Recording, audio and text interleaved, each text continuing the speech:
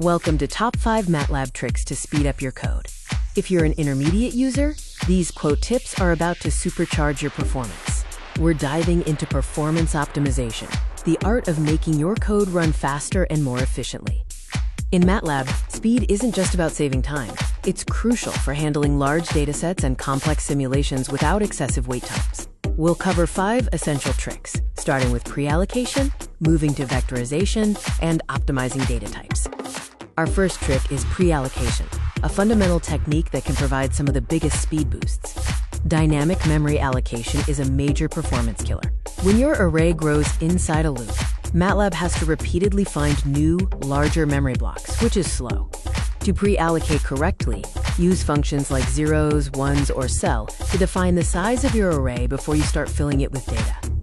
Next up is vectorization, the process of replacing explicit loops with powerful matrix and vector operations. Vectorization means leveraging MATLAB's core strength by transforming slow element-by-element loops into fast, built-in matrix operations. Built-in vectorized functions are optimized and often executed in C++, making them significantly faster and cleaner than manual loops.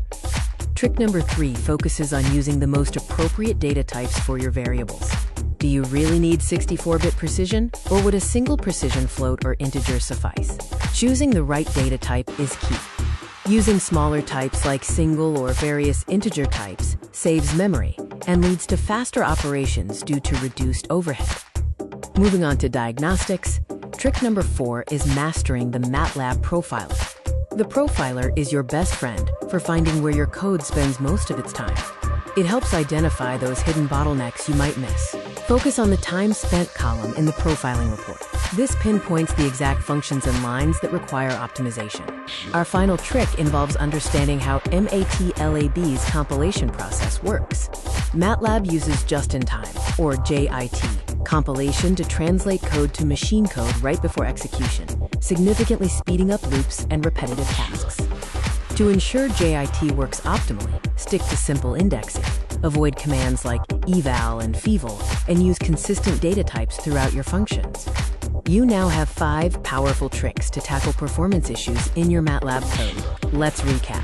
Remember to pre-allocate memory, vectorize your code, optimize data types, use the profiler, and write JIT-friendly code. Implement these changes and watch your MATLAB code transform from slow scripts to high-performance routines. Happy coding!